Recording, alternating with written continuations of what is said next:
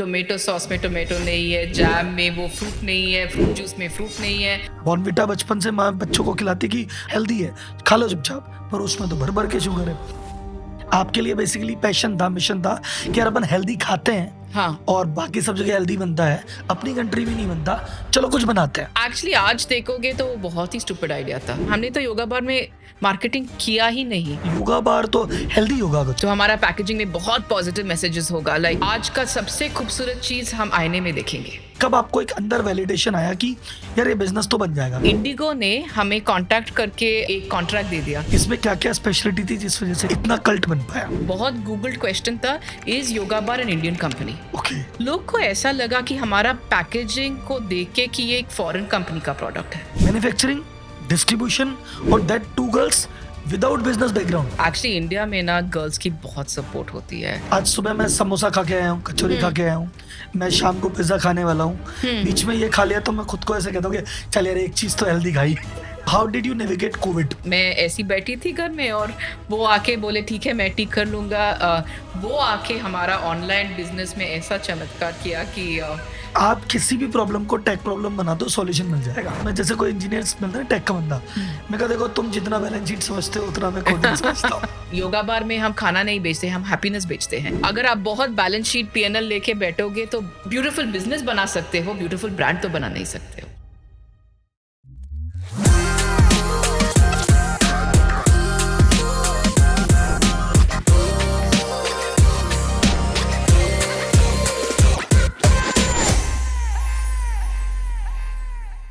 Hello everyone, स्वागत है आपका आज के जबरदस्त पॉडकास्ट में। सबसे पहले मैं आपसे एक बात पूछना चाहता हूँ, मुझे बताइए 8 साल में कोई कितना बड़ा बिजनेस बना सकता है? 80 लाख का, 8 करोड़ का, 80 करोड़ का या 100 करोड़ का? आंसर है भाई साहब 500 करोड़ रुपए का। जी हाँ, और ऐसा नहीं कि कोई बहुत बड़ी मशीनरी या कोई खतरनाक टेक्नोलॉजी से बनाया है। ये बिजनेस बना है इन प्रोटीन बार से। बार का नाम है सब आपने सुना होगा, एयरपोर्ट पे, हर मॉल में, हर दुकान में, डीमार्ट में आपको दिखी होगी योगा बार। आज हम देखेंगे इसके पीछे की कहानी और जो इनके फाउंडर हैं सुहासिनी जी, इनकी कहानी। ये प्रोडक्ट चालू हुआ था किचन से और फिर बन गया एक मिशन, और मात्र 8 साल में ये 500 करोड़ रुपए की वैल्यूएशन पे इसको खरीदा है देश के सबसे बड़े कॉन्ग्लोमरेट्स में से एक आईटीसी ने 500 करोड़ रुपए में। और ये बिजनेस ऐसा नहीं है कि ई कॉमर्स था, क्विक कॉमर्स का जमाना था, ऑनलाइन लॉन्च कर दिया और भाई साहब पहुंच गया। ये एक एक दुकान पे जाके एक एक पीस को बेच के चीज बनी है। ऑनलाइन स्टार्ट नहीं हुआ, ऑफलाइन स्टार्ट हुआ है, और स्टार्ट भी उस कैटेगरी में जो कि सबसे टफ कही जाती है। बिजनेस करने की सबसे टफ कैटेगरी है फूड, और फूड की सबसे टफ कैटेगरी है हेल्थ फूड। उस टफ से टफेस्ट कैटेगरी में घुस के जीरो से ब्रांड बनाया है, 500 करोड़ में बेचा है मात्र 8 साल में।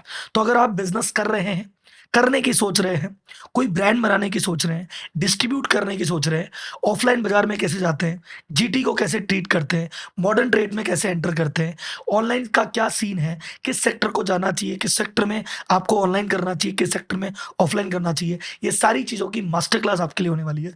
तो ये पॉडकास्ट मेरा one of the favourite podcast है, तो उसको मिस मत करना। एक एक पॉइंट सीखना, ये अपने आप में एक बड़ी मास्टर क्लास है। So welcome Suhasini ji. Thank you so much Rahul. Ma'am start करते हैं स्टार्ट से एकदम। तो सबसे पहले ऑडियंस को मैम आपके पर्सनल या प्रोफेशनल बैकग्राउंड के बारे में, कि योगा बार की स्टोरी अपन आपसे पूरी सुनेंगे। योगा बार से पहले आप क्या कर रहे थे ma'am, and how was the personal background, family and all?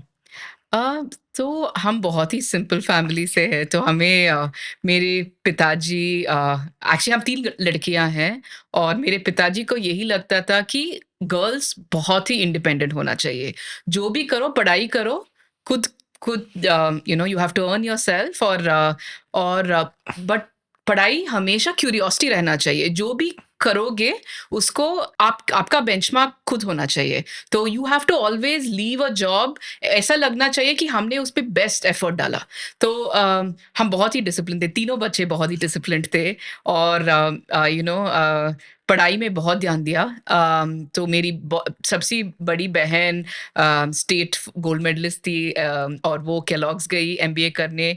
मेरी दूसरी बहन आईएम गई और फिर स्टैनफोर्ड गई, और मैं सीए पढ़ाई करके मैं भी एलबीएस और वॉटन गई। तो हमारी फैमिली, ऐसा लगता है, जब अब सोचती हूँ तो ऐसा लगता है कि हम एफर्ट पे बहुत ज़्यादा फ़ोकस करते थे। इतना हम I mean south Indian family में इतना सेलिब्रेट वो सब नहीं होता है। हम लाइफ को थोड़ा-सा स्ट्रेट लाइन में जीते हैं, तो बहुत सारा अप्स नहीं होता है, बहुत सारा तो ये मैं ये क्यों बोल रही हूँ, क्योंकि जब हम बिज़नेस करते हैं ना, तो अप्स एंड डाउन्स बहुत ज़्यादा होता है। हाँ, हाँ। लेकिन अगर आपने चाइल्डहुड में भी ऐसा मैनेज किया, वो स्ट्रेट लाइन, सब कुछ स्ट्रेट लाइन जैसा ही दिखता है, तो वो एक बेनिफिट होता है। आपका एक्सपेक्टेशंस जब मैं योगा बार स्टार्ट कर रही थी, मुझे नहीं लगा कि एक दिन मैं भेजूँगी, ये सब होगा, राइट? मैं इसलिए किया क्योंकि वो पैशन था, मुझे कुछ करना था ज़िंदगी में और मुझे लगा कि क्या बेटर बनाए।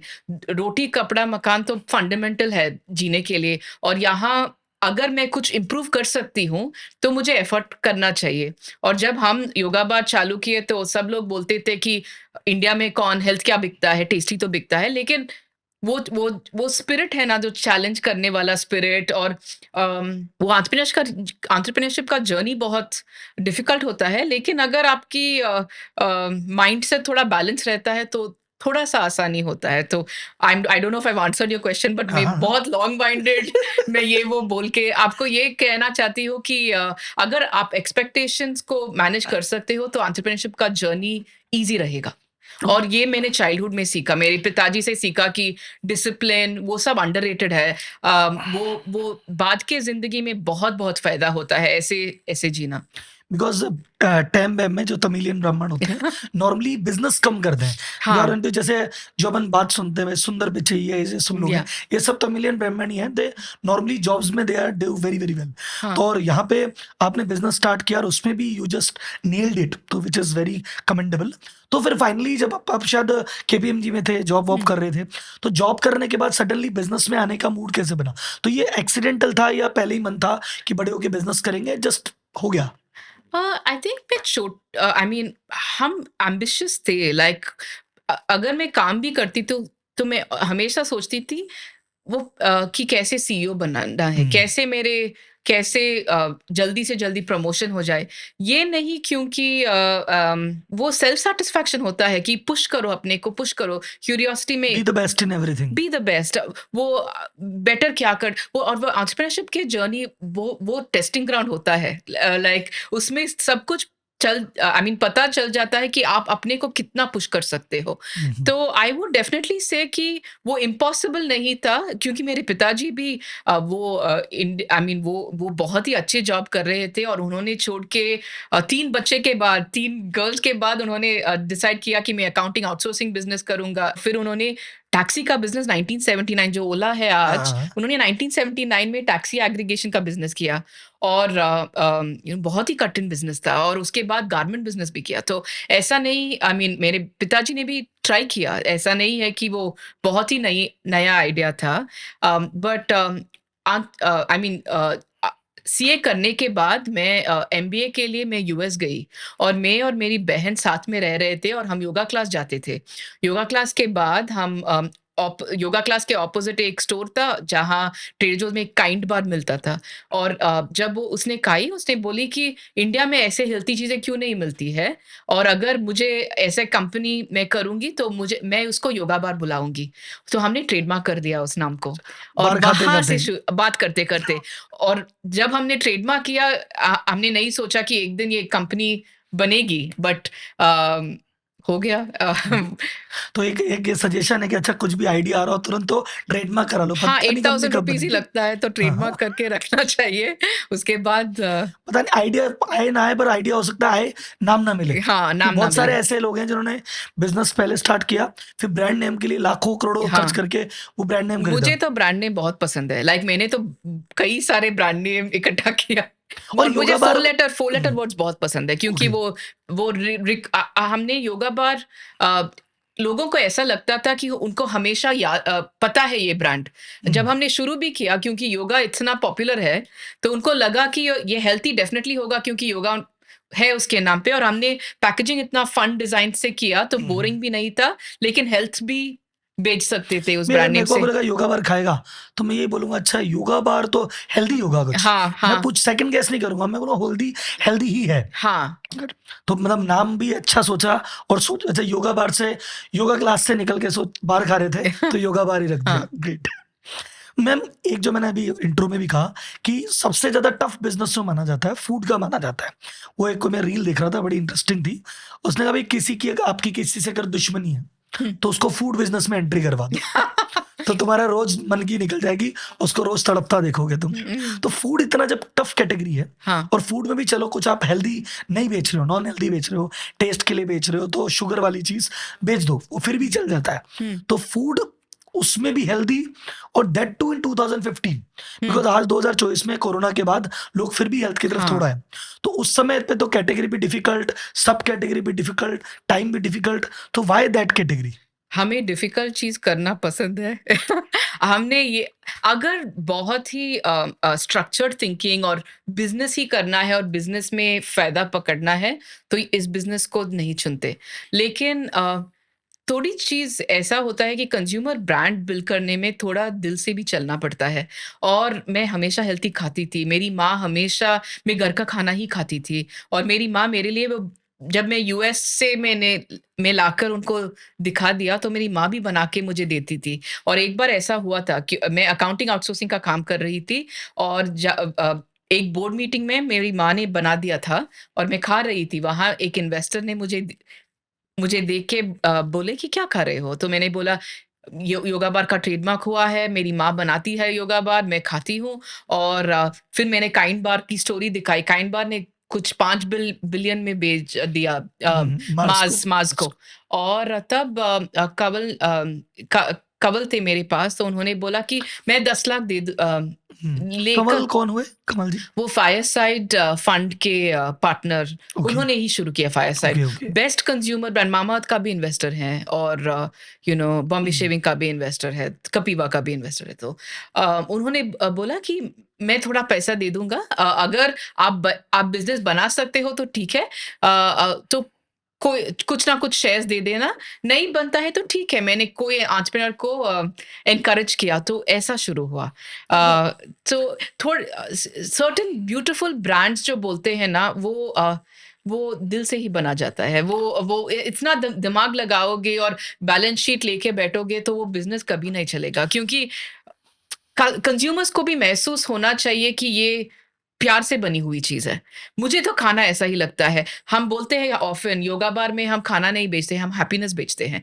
तो हमारा पैकेजिंग में बहुत पॉज़िटिव मैसेजेस होगा लाइक अब हम लिखते हैं कि आज का सबसे खूबसूरत चीज़ हम आईने में देखेंगे। अच्छा, तो हम बहुत ही पॉजिटिव रीइंफोर्समेंट तो वो दिल से ही आता है लाइक अगर आप बहुत बैलेंस शीट पीएनएल लेके बैठोगे तो ब्यूटीफुल ब्रांड तो बना ब्यूटीफुल बिजनेस बना सकते हो ब्यूटीफुल ब्रांड तो बना नहीं सकते हो। राइट। तो मतलब अगर बैलेंस शीट लेके बैठ जाएँ, प्रॉफिट एंड लॉस लेके देखते हैं, तो शायद ये बिज़नेस में आदमी नहीं घुसता। नहीं। पर आदमी ने देखा कि ठीक है, ये तो पैशन है। हाँ। आपके लिए बेसिकली पैशन था, मिशन था कि यार अपन हेल्दी खाते हैं हाँ। और बाकी सब जगह हेल्दी बनता है, अपनी कंट्री में नहीं बनता, चलो हाँ। कुछ बनाते हैं। हाँ। तो बनाने का जो थॉट था वो पहला था, हाँ। प्रॉफिट एंड लॉस सब बाद में था। हाँ, एक्चुअली ग्रेट। आज देखोगे तो वो बहुत ही स्टूपिड आइडिया था। 2014 में ग्रॉस मार्जिन 30% के नीचे डिस्ट्रीब्यूशन का कोई मतलब नहीं है क्योंकि हम तो फाइनेंस के बैकग्राउंड से आए थे। तो अगर लॉजिकली मुझे थिंक करना है आज, वो बहुत ही स्टूपिड डिसीजन था कि वो बनाए, वो सब कुछ की तो मैं कहता हूँ सर मैम जब भी लगता है ना कि जो डिसीजन स्टूपिड है कि यार मैंने पता नहीं ऐसा होना तो नहीं चाहिए था, हाँ, पता नहीं क्यों हो गया, तो हाँ, फिर वो गॉड ग्रेस है हाँ, कि वो गॉड चाहते थे कि तुम बनाओ तो उस समय तुम्हारे दिमाग में हाँ, डाल दिया और फिर हाँ आपने बनाया। और आगे बढ़ने के लिए रोज़ एफर्ट मारना पड़ता है। लाइक आ, रो कई बिज़नेस में ब्यूटीफुली बैठ जाता है क्योंकि वो 70% ग्रॉस मार्जिन है, कैश आता है, आप मार्केटिंग कर सकते हैं। हमने तो योगा बार में मार्केटिंग किया ही नहीं, बट लोगों को समझ में आया कि इन दोनों ने बहुत ही एफर्ट करके ये बिज़नेस और वो कंज्यूमर्स को एहसास हो गया था, तो वो अपने बच्चे को देते थे, अपने पिताजी को देते थे और ऐसा ही बिज़नेस बढ़ा। तो मैम फर्स्ट टाइम जैसे वो जो कमल जी ने आपको 15 लाख रुपए सुने 15 लाख हाँ, कैसे? हाँ, 15 लाख दिया। 15 लाख से यू स्टार्टेड। तो वो जब स्टार्ट करने के बाद कब आपको एक अंदर वैलिडेशन आया कि यार ये बिजनेस तो बन जाएगा? क्योंकि तब तक तो थॉट ही था, हुँ। भाई मदर ने बनाया, आपने खाया, 2-4 को दिया, तो ठीक है, कुछ चीज़ बनाते हैं घर वाले, अच्छी लगती है, बट ये क्रेडिबल बिजनेस बन सकता है, ये स्केल हो सकता है, इस पे मेरे को मेरा जो एग्जिस्टिंग काम है उसको छोड़ के पूरी तरह से लग जाना चाहिए, ये कॉन्फिडेंस कब आया? एक्चुअली मैं ना इंडिया में भी मैं योगा क्लास जाती थी और वहाँ एक योगा चेन था बैंगलोर में, वो 1000 योगा बोल के। तो वहाँ योगा क्लास में मैं फ्रंट रिसेप्शन में मैं बाज़ लगा के उसमें मैं खुद एक्सप्लेन करती थी सबको और 30 रुपीज़ के लिए बेचती थी। और हर 3 दिन उनका रीऑर्डर आता था और मेरी माँ फिर से बना के फिर से मैं लगा देती थी। तो उस रिपीट परचेज़ बिहेवियर से मालूम पड़ा कि अगर लोग को एहसास इसमें होल ग्रेन्स है, इसमें ड्राई फ्रूट्स है, ऐसा हो जाता है, तो शायद ये एक रिपीट बिज़नेस बन सकता है। हुँ, और तब इंडिगो ने हमें कॉन्टैक्ट करके उनके क्रू के लिए, क्योंकि पायलट्स बहुत समय तक उनको हाँ, कुछ खाने के लिए हेल्दी चाहिए, तो मैंने क्लीन रैप करके उनको एक सैंपल भेजा था। उन्होंने एक कॉन्ट्रैक्ट दे दिया 3 लाख अ मंथ के लिए।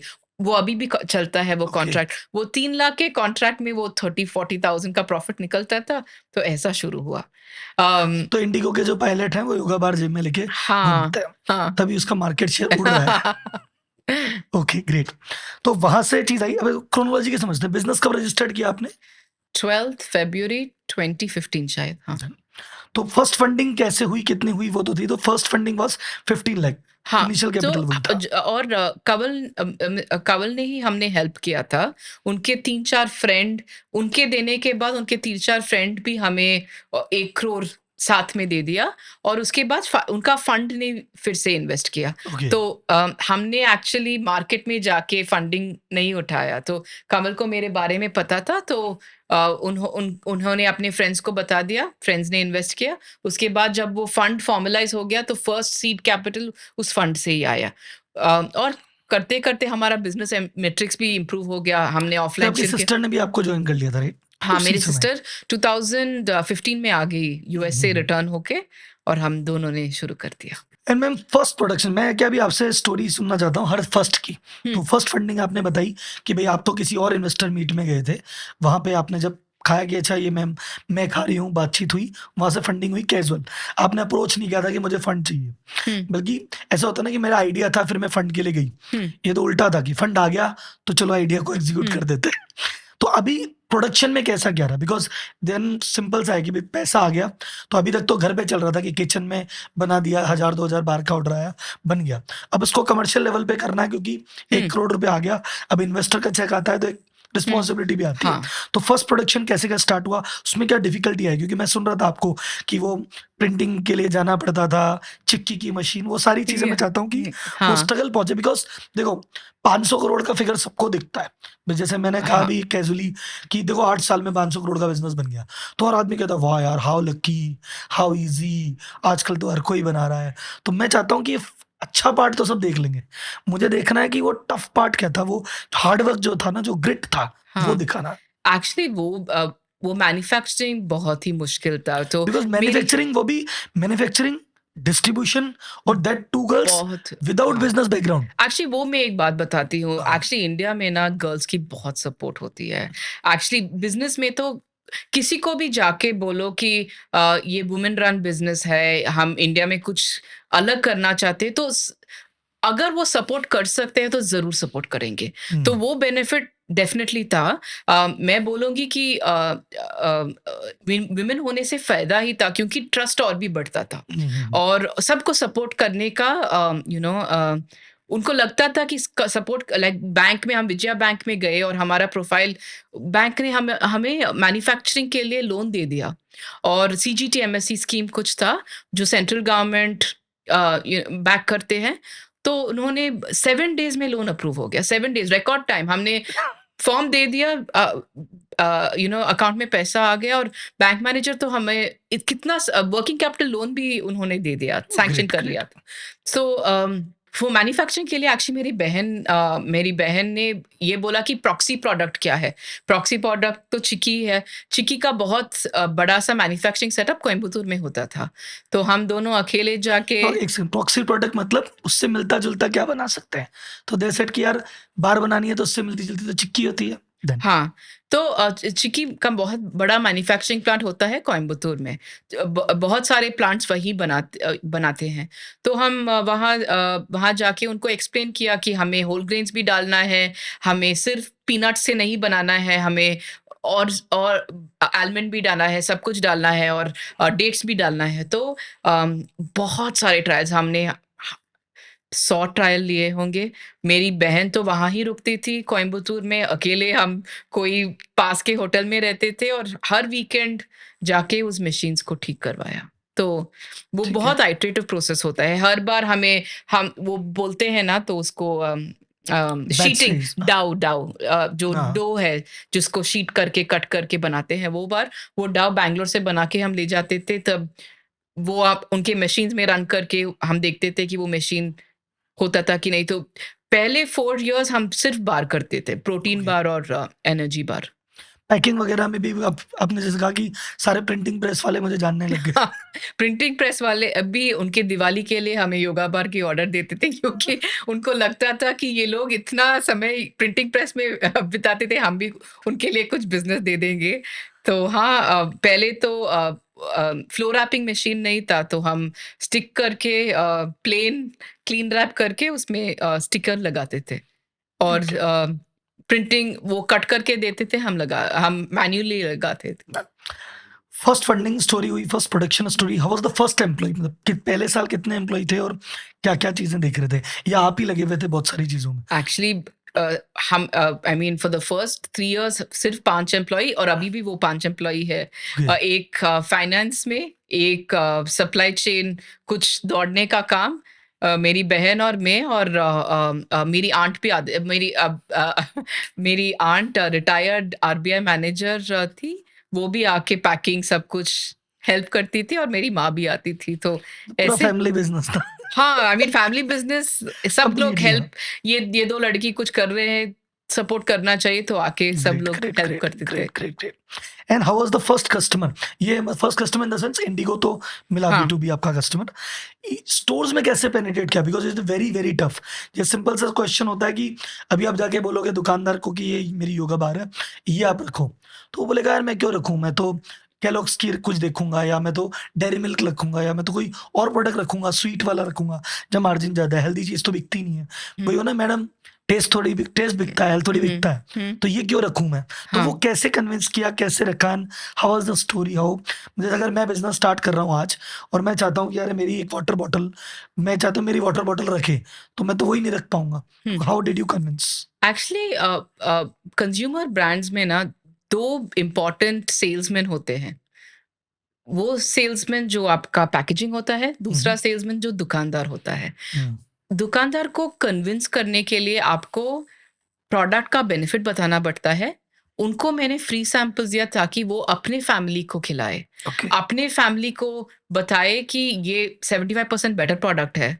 मार्केट में जो भी मिलता है इसमें उससे अधिक उस समय 20 म्यूस्ली का होता था 20% होल ग्रेन्स, हम तो 95% डालते थे।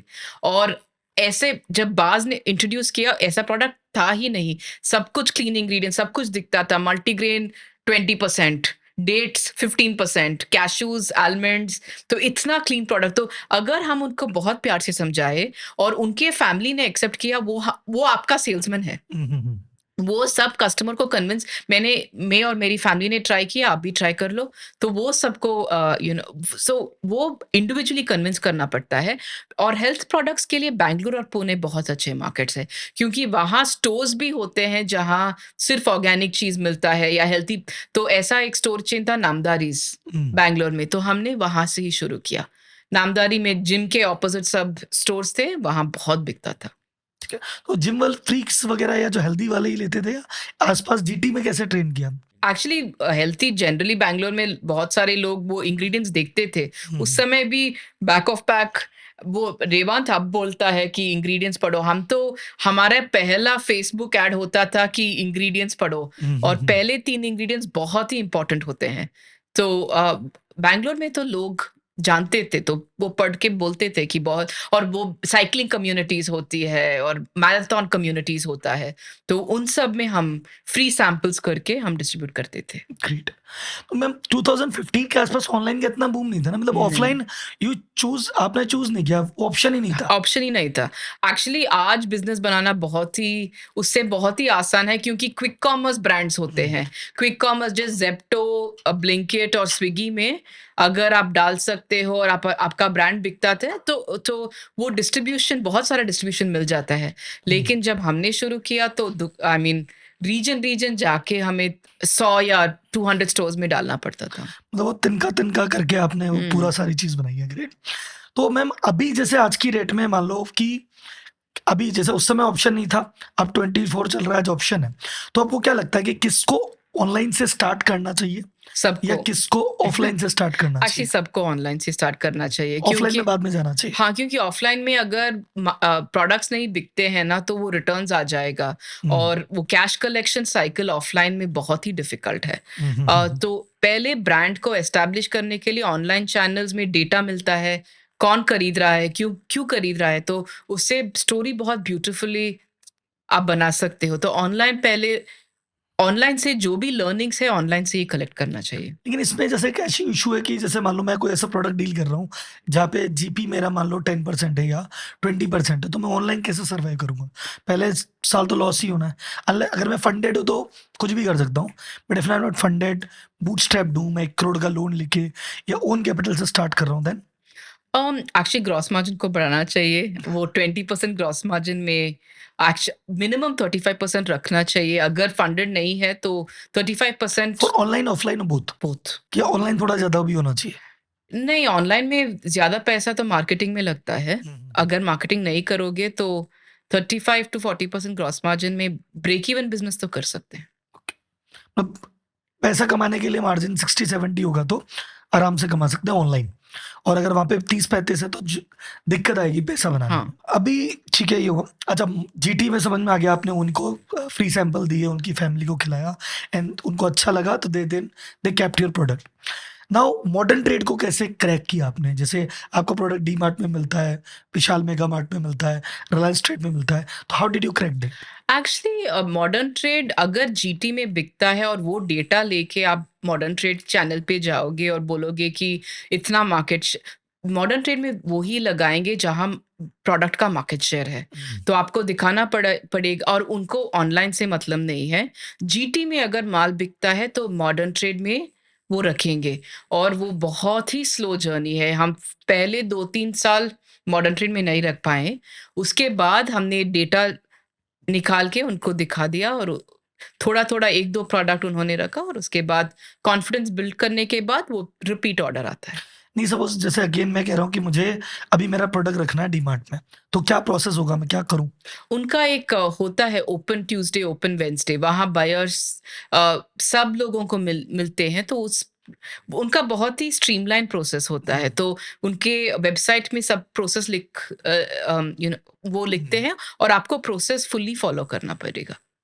अगर आपने जीटी में ट्रैक्शन दिखा दिया कि आपकी छोटी-छोटी दुकानों पे हाँ, सेल बढ़ रही है, कि आपने कहा कि मेरा ये स्टोर देख लो, ये 100 स्टोर में हमारी पहले सेल होती थी 2 करोड़ रुपए, 6 महीने में हम यहाँ से 2 करोड़ से 8 करोड़ रुपए आ गए। हाँ, तो जब इतने सेल पे आ गए तो बस अब यहाँ भी हमारा ट्रैक्शन है, तो आप हमें मौका दीजिए, हाँ, छोटा मौका देंगे, वी हाँ। Can go it.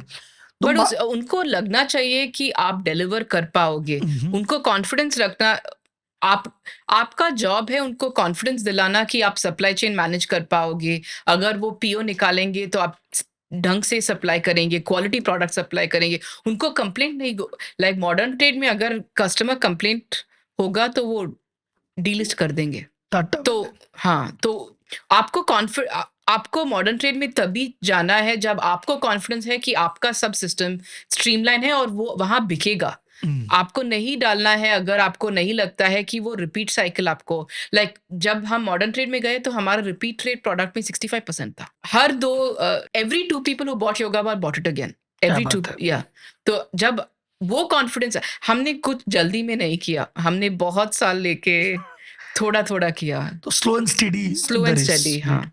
एक मैम ये योगा बार जो प्रोडक्ट जब से आपका लॉन्च हुआ है तीनों सिटीज में, ये कल्ट फॉलोइंग एक्चुअली, मतलब जिसने एक बार खाया और उसको पसंद आया तो वो इसके अलावा इधर उधर कुछ देखता ही नहीं है, हाँ। यही खाता है। हाँ, एक्सट्रीम ओपिनियंस भी होते हाँ, हैं, जो जिसको नहीं पसंद है वो कभी नहीं उठाएँगे, हाँ, तो और जिसको पसंद है पता है वो रिपीट वो छोड़ेंगे नहीं कभी। हाँ, हाँ। तो इसमें आपको क्या लगता है एक्सेप्ट फ्रॉम द क्वालिटी, जो आपने अच्छा मटेरियल काम में लिया है, चीज़ें जो टॉप 3 इंग्रीडिएंट्स हैं वो सुपर है। इसके अलावा आपको क्या लगता है कि इसमें क्या-क्या स्पेशलिटी थी जिस वज़ह से ये थोड़ा इतना कल्ट बन पाया? तो राहुल, एक है कि प्रोडक्ट क्वालिटी को सब्स्टिट्यूट नहीं कर सकते। हाँ, लाइक वो तो गिवन है, वो तो हाइजीन बोलते हैं हाँ, ना, उसके तो बिना तो कुछ उसको नहीं है। इसके बिना तो बिजनेस ही नहीं है। हाँ, अ, लोग को ऐसा लगा कि हमारा पैकेजिंग को देख के कि ये एक फॉरेन कंपनी का प्रोडक्ट है। तो पहले वो गूगल में बहुत गूगल्ड क्वेश्चन था, is yoga bar an Indian company? Okay, that was the most googled question.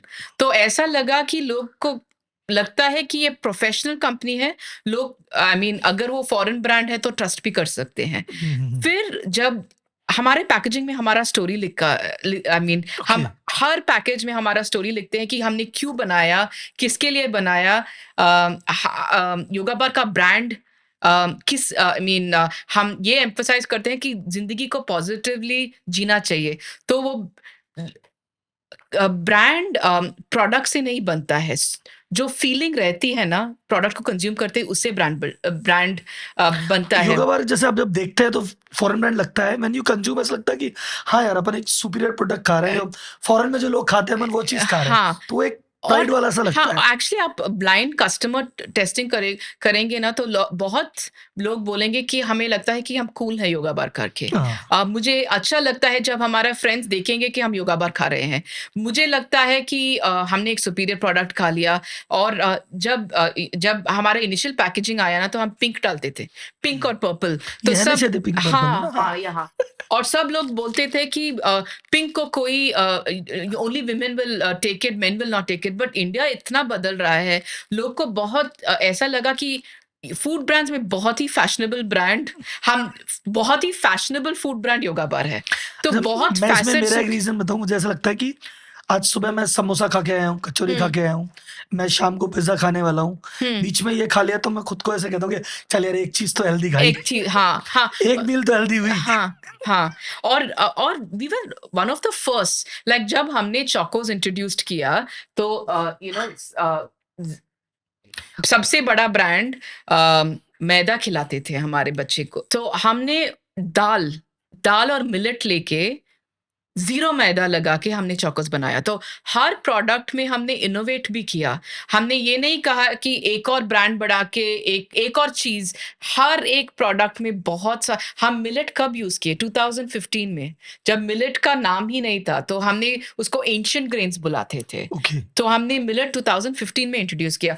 बहुत ही क्लीन इंग्रीडिएंट्स। हमारे जब म्यूस्ली मार्केट में था 25 टू 30% होल ग्रेन्स सीड्स लगाते थे। हमने 83 टू 92% लगाते थे और वही दाम में बेचते थे जो मार्केट लीडर्स बेचते थे। तो प्राइस में भी हम नहीं बढ़ाए। हमारा ग्रॉस मार्जिन तो उसके बारे में पैकिंग उसकी भी कूल है, अभी लास्ट में अनबॉक्स आपके कुछ प्रोडक्ट्स हैं मेरे पास, हम देखते हैं उसको, हाँ, पैकिंग उसकी भी बहुत कूल है। हाँ, जैसे योगा बार कूल लगती है, उसको देख लगता है अरे कोई हाँ। चीज़ है अपना अच्छा, मैं अगर अपने बच्चों को खिलाऊँगा तो वो देख के बोलेंगे, पापा ये प्रोडक्ट अच्छा है, हम खा लेंगे। हुँ, तो हाँ, कूलनेस दिखती है। हाँ। और हमने यंग ऑडियंस को भी टारगेट किया, तो हम बहुत ही ब्राइट कलर्स यूज़ करते थे और हमारा इंस्टाग्राम में भी बहुत लोग शेयर करते थे कि हुँ, हुँ, हुँ। वो खा रहे हैं। तो बिपाशा बासु ने भी एक बार ओके, शेयर किया, जब ब्रांड पहले मैंने देखा क्योंकि मैं इंस्टाग्राम में हूँ नहीं, तो एक बार मैंने गूगल किया तो ऐसा पॉपअप आया कि वो उसने भी एक फ़ोटो लगा के उन्होंने भी शेयर किया तो क्या बात है, ग्रेट। मैम ऐसे डिफरेंशिएट कैसे करते हैं? मैं तो जैसे आपने एक ब्रांड का नाम बताया जो बड़े-बड़े एस्टेब्लिश्ड ब्रांड है, चीज़ें कर रहे हैं। आपने डिफरेंशिएट किया क्वालिटी बेटर करके, कलर बेटर करके। अब ये कैसे अज़्यूम करते हैं? जैसे मैं इस बार कई लोग क्वेश्चन करते हैं कि यार कैसे डिफरेंशिएट करें? कपड़े के सपोज़ 100 100 ब्रांड्स हैं। हुँ, अब एक नया ब्रांड लॉन्च हो रहा है तो वो क्या डिफरेंशिएट करेगा? जो होना था वो लगभग सब हो चुका है। हुँ, कपड़े की क्वालिटी से, कलर से लेके एवरीथिंग। हुँ। फूड में भी अगेन सपोज़ आई से कि भी आपने ये प्रोडक्ट सेल हुआ। नाउ यू थिंक कि यार 2025 में एक और कुछ लॉन्च करते हैं फूड में और बेटर। तो आदमी क्या और कर सकता है? क्या पैरामीटर्स हो सकते हैं जहाँ पे वो डिफरेंशिएट करे? कहाँ ब्रांड बनेगा?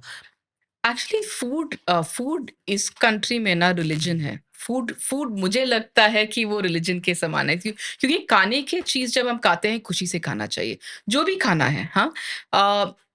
तो मुझे लगता है कि अगर किसी को फूड में शुरू करना है, उनको क्या पसंद आता है और क्या बेटर हो सकता है उसी से स्टार्ट कर। वो पर्सनल केयर की नहीं है, एक एक क्रीम लगाया, दूसरा क्रीम वही उसको खाने के चीज़ में ना सबका ओपिनियन होता है। तो फूड फूड थोड़ा अलग है, लाइक फूड को अगर कोई किसी को पसंद आ गया ना, वो डार्क फैंटेसी बिस्किट को ही मान लो। ऐसा वो हेल्दी नॉन हेल्दी की बात नहीं है, लेकिन अगर लोग को पसंद आ गया तो वो ब्लॉकबस्टर हो जाता है। तो फूड पैशन से ही बनता है, क्योंकि हम इंडियंस फूड के चीज में बहुत ही ओपिनियनेटेड होते हैं, तो इसलिए मेरी वाली मैगी टाइप से साहब कि नहीं, हाँ, अपना कुछ एंगल डालना है उसमें। वो अपना कहता कुछ है कि एंगल। ऐसे नहीं कोई भी दाल खा लेंगे, उसकी ही दाल खानी है, वही हाँ, वाली दाल खानी है। हाँ, आज दाल में ये डाल देते हैं। हाँ। लाइक मैं कहीं हम जैसे भी ट्रैवलिंग के लिए गए थे, तो एक जगह कोटेशन देखा था, वो मेरा फेवरेट कोटेशन बन गया अभी। हुँ, कैलोरीज क्रिएट मेमोरीज। हुँ, हुँ। कि भाई जब हाँ, आप हाँ। 4 जने बैठ के कुछ खाते हैं, तभी मेमोरीज बनती वो है। कन्वर्सेशन होता तो है आपकी कुछ। मेमोरीज अगर आप देखेंगे कि फ्रेंड्स के साथ, फैमिली के साथ मेमोरी है, तो या तो घूमने की मेमोरी है या खाने की मेमोरी। हाँ, ऐसा नहीं कि हम बैठ के बात कर रहे थे। हाँ, वो बैठ के या तो चाय थी, या हाँ, बैठ के कुछ खा रहे थे, या हाँ, बैठ के कहीं गए थे। हाँ, तो मेमोरीज तो कैलोरीज से हाँ, क्रिएट। हाँ, हाँ, एंड मैम क्वालिटी को लेके मुझे है ना बहुत ज़्यादा मतलब जितना ज़्यादा फूड के बारे में नहीं जानते थे तो ऐसा लगता था अच्छा है फूड के बारे में नहीं जानते। अब जब से जानने लगे हैं तो डर लगने लगा है हुँ, कि जो चीज़ खा रहे हैं वो चीज़ नहीं है, हाँ, सॉस नहीं है, जैम नहीं है, हुँ। आइसक्रीम नहीं है। तो ये चक्कर क्या है? मतलब ये फूड इंडस्ट्री में इतना ज़्यादा क्यों हो जाता है? और कुछ केसेस वगैरह जो आम ऑडियंस शेयर कर सकें जिनसे पता पड़े कि यार ये क्या-क्या चीज़ें हैं जो हमको अवॉइड करनी चाहिए या बड़े ब्रांड्स में भी क्या हो रहा है? हाँ, एक्चुअली वो आपने ठीक बोला, लाइक टोमेटो सॉस में टोमेटो नहीं है, जैम या में वो फ्रूट नहीं है, फ्रूट जूस में फ्रूट नहीं है। वो प्रॉब्लम 2 तरह की होते हैं। एक, अच्छी चीज़ें महँगी होती है, और महँगी उसके लिए अगर बहुत ही बड़ा, लाइक हमने आपने आपसे बोला योगा बार करके हमारा प्रोडक्ट मार्केट से 75% बेटर था, लेकिन हम अ, इतने साल इतना साल लगा, इतना पैसा डालना पड़ा, और ग्रॉस मार्जिन भी इतना कम था। लेकिन अगर बहुत ही जल्दी से लार्ज कंपनी को जल्दी से कुछ कंपनी बनाना है, तो वो हेल्थ में फ़ोकस नहीं करेंगे, वो टेस्ट में ही फ़ोकस करेंगे। तो मैगी तो बहुत टेस्टी है, और हुँ। सॉस भी बहुत टेस्टी है। तो वो एक एडिक्शन, लाइक रेवांत ने बहुत ही अच्छी तरह से समझाया कि अगर हम सॉल्ट और शुगर इतना ज़्यादा खाते हैं ना, तो वो एडिक्शन जैसा बन जाता है, और एडिक्शन से ही लार्ज कंपनी को पैसा मिलता है, क्योंकि रिपीट सेल तभी आएगा। हाँ, रिपीट सेल तभी आएगा, और जितना टेस्टी है उतना ज़्यादा हम बिज़नेस बना सकते हैं। तो आज आज अवेयरनेस ज़्यादा है, तो ये अच्छी बात है कि लोग ये भी बोल रहे हैं कि मैं पैसा स्पेंड करने के लिए तैयार हूँ, मुझे अच्छी चीज़, नहीं तो हम एग्ज़िस्ट नहीं कर पाते। हुँ। हम अभी भी आई मीन फूड के इंडस्ट्री में हम बहुत ही छोटे हैं, लेकिन हमारा ये कंज्यूमर सेट बढ़ता रहेगा। तो कंज्यूमर को अगर ऐसा लगता है कि हमें अच्छी चीज़ खाना चाहिए, तो उस तरह की कंपनी भी बढ़ेंगे। क्योंकि अभी तक तो ये था कि टेस्ट करोगे तो बढ़ेगा। इनफैक्ट एक केस स्टडी है कि सफोला ने जब पहले प्रोडक्ट लॉन्च किया था, शायद ऑयल लॉन्च किया था या ओट्स लॉन्च किए थे, दे गेट फेल्ट मिज़रेबली। हाँ, हाँ, उन्होंने हाँ। कहा हम तो हेल्थ की बात करेंगे, हाँ, अब दुनिया हेल्थ करेगी। वो प्रोडक्ट ही पिट गया कि हाँ, यार हेल्थ वेल्थ नहीं है, हाँ, टेस्ट लेके आओ। तो हाँ। देन दे श launched oats again with masala oats हाँ, कि हाँ। ओट्स खाओ यार तुम छोटी-सी मसाले वाले भूख खा के लो, लिए, हाँ, हाँ। तुम मसाले वाले खा लो। तो फिर मसाला लगा तो चलो खा लिया लोगों ने। तो हाँ, हेल्थ भी चाहिए तो उसमें टेस्ट दो तो हाँ, खाएँगे, हाँ। नहीं तो रहने दो। अच्छा एक एक चीज़ ऐसे कहते हैं कि जैसे अभी परसेप्शन है कि लोग हेल्दी खाने लग गए हैं, हेल्दी खाना चाहते हैं, बट ये नंबर्स में ट्रांसलेट नहीं हो रहा अभी। बात होती है, खाते नहीं हैं। एक्चुअली लोग वो हेल्थ उसमें बहुत सारा डिसिप्लिन चाहिए। वो बहुत ज़्यादा भी नहीं, लाइक किसी ने खा लिया, मैं कैश्यूज़ हेल्दी खा रही हूँ लेकिन 1 पैकेट खा लिया, हुँ। उससे तो फ़ायदा नहीं होगा क्योंकि कोलेस्ट्रॉल बढ़ेगा।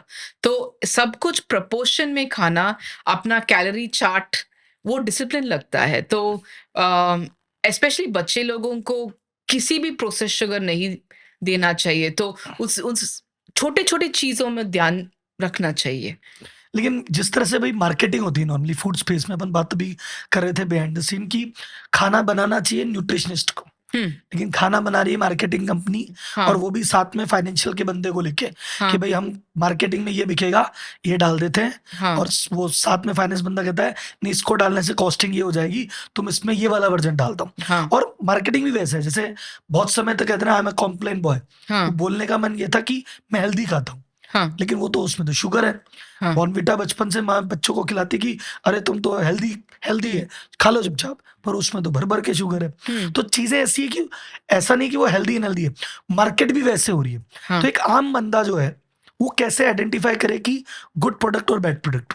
एक्चुअली जब तक ना स्कूल में वो एजुकेशन नहीं होता है कि फूड लेबल कैसे पढ़ना है, अ, उस एक उससे फूड लेवल पढ़ के दिखाएंगे आप थोड़ा, अपन देखे कैसे उसको देख सकते हैं, हाँ, है ना? उम, कोई आपका इस वाले प्रोडक्ट में है हाँ, या इसी में? तो फर्स्ट 3 इंग्रीडिएंट्स क्या है, हाँ? तो वो रूल बुक अगर मुझे देखना, मेरे बच्चे के लिए मैं देख देख रही हूँ, हाँ? तो nuts and seeds 32%, sunflower seeds, peanuts, almonds, pumpkin, sesame, chia, flax seed. तो वो हो गया फुल मील। तो जो भी जिसमें भी फ्लैक्स सीड्स है, जिसमें भी सीड्स सेहत के लिए बहुत अच्छा है। तो फर्स्ट इंग्रीडिएंट वो होना, नट्स एंड सीड्स हुआ। सेकंड इंग्रीडिएंट है rolled oats, I mean whole grains. Whole grains कितना परसेंटेज है? 26%। रोल्ड ओट्स, ब्राउन राइस, समय, वो हुआ सेकंड इंग्रेडिएंट्स। थर्ड इंग्रेडिएंट क्या हुआ? Prebiotics fibre. प्रीबायोटिक्स फाइबर क्यों सेहत के लिए अच्छा है? क्योंकि फाइबर खाने से वो शुगर अब्जॉर्प्शन भी कम होता है। तो मैं बहुत कॉम्प्लिकेट नहीं करती हूँ। मैं बोलती हूँ कि फर्स्ट 3 इंग्रीडिएंट्स पढ़ो।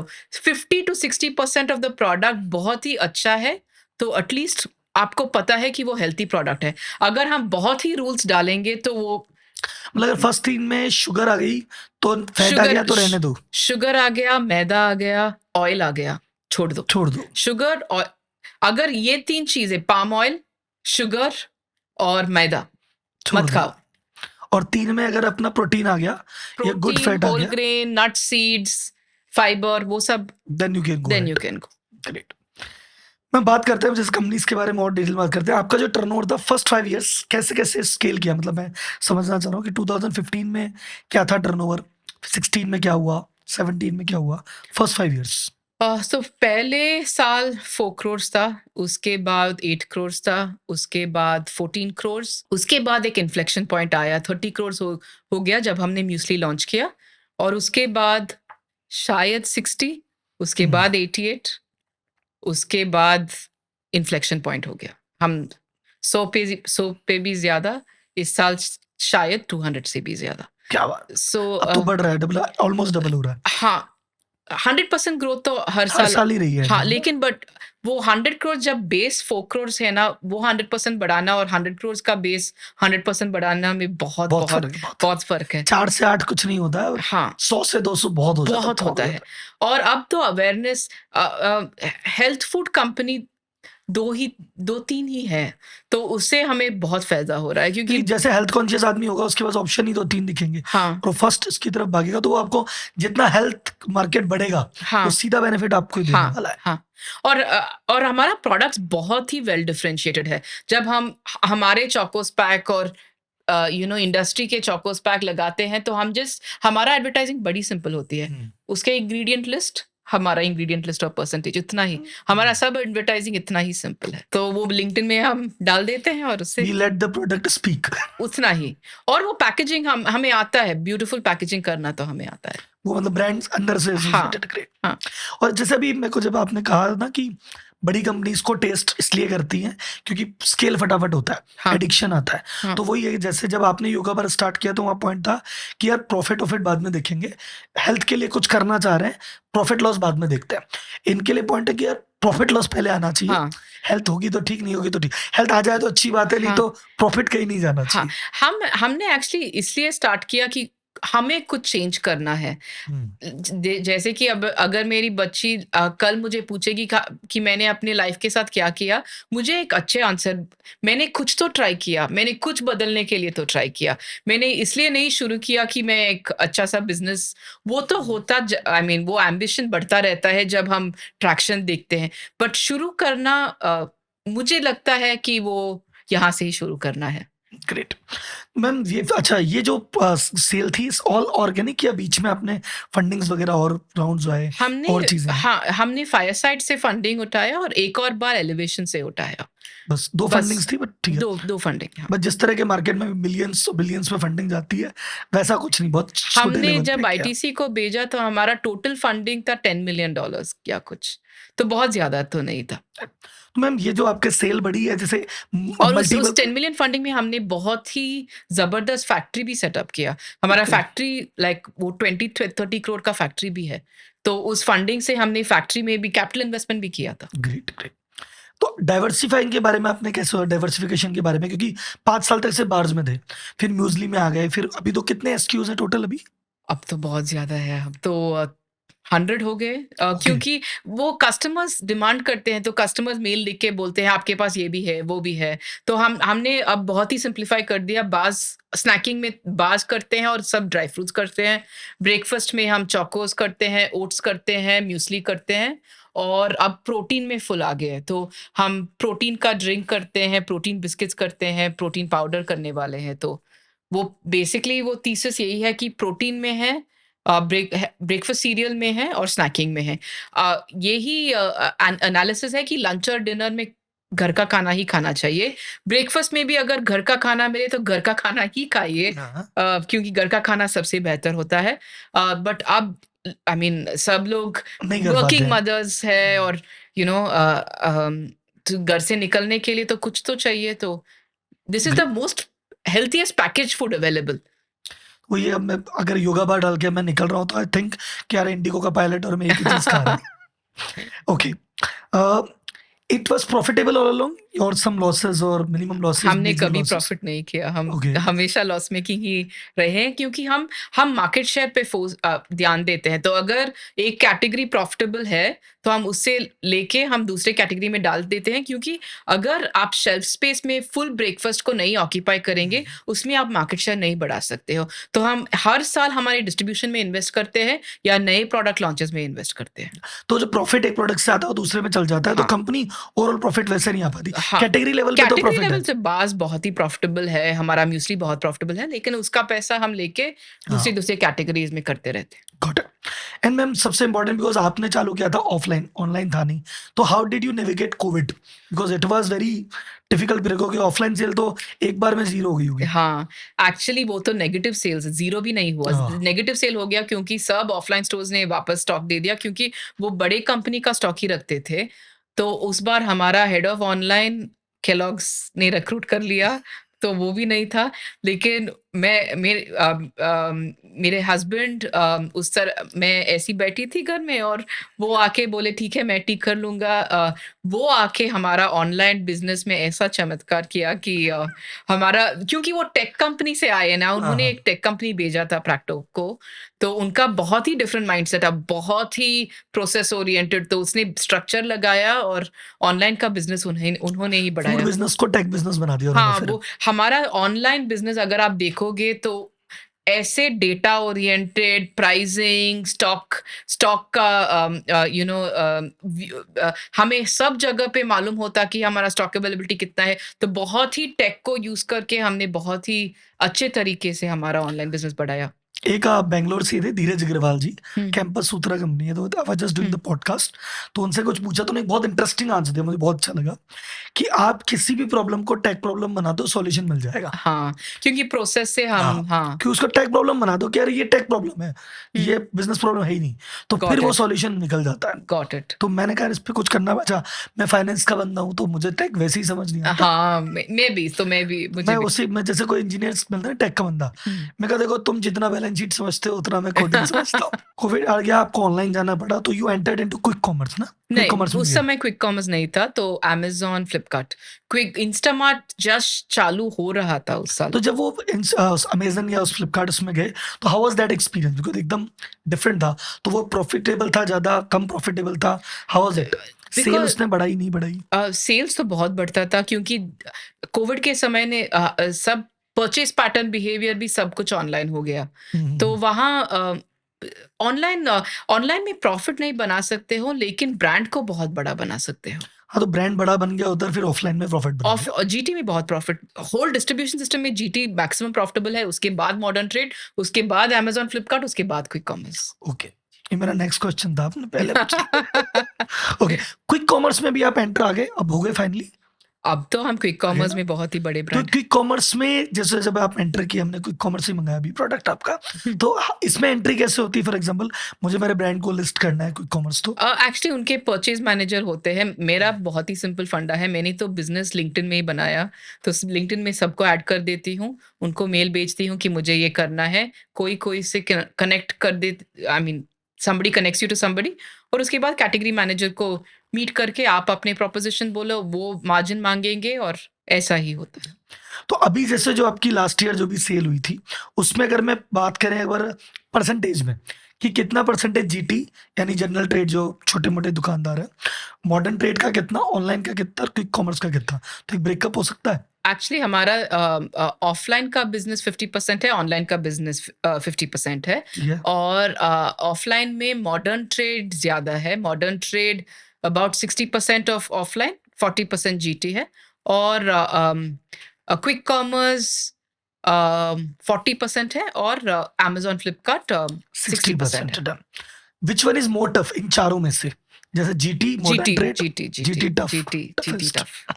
सेकंड टफ, मतलब इसको रैंकिंग करें तो जीटी इज़ मोस्ट टफ, उसके बाद शायद क्विक कॉमर्स, शायद क्विक कॉमर्स, हाँ, then modern trade modern trade and last. Amazon, Flipkart is easy कि हाँ, लिस्ट कर दो बिक जाता है। हाँ, एंड रैंकिंग सेम है प्रॉफिटेबिलिटी में भी?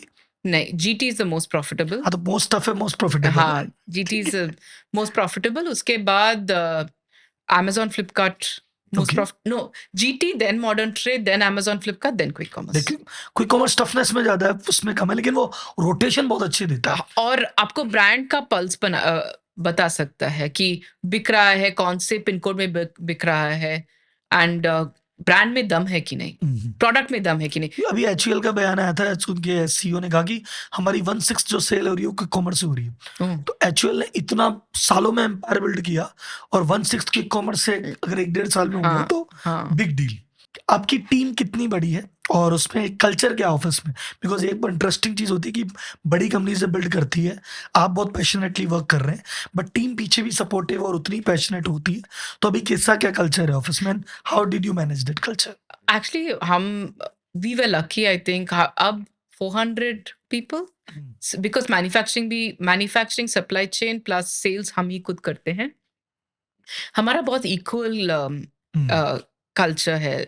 लाइक आपको, अगर आप अंदर आएँगे तो आपको पता नहीं होगा कि कौन किस लेवल पे है। तो ओके। वो हमारा अगर हमें डिफाइन करना है तो हम यही डिफाइन करेंगे कि किसी को पता नहीं चलेगा।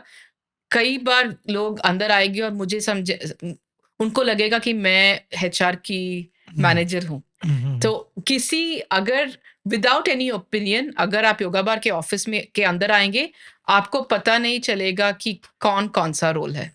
तो वो हमारा कल्चर है कि आप बता नहीं सकते, को there is no cabinet, there is no nothing. सब लोग ओपन एक ऑफिस। जैसे बैठते हैं, सब लोग एक ही पानी पीते हैं, सभी एक ही कॉफ़ी पीते हैं, और किसी को आई मीन बाहर से अंदर आएँगे तो पता नहीं चलेगा। ग्रेट।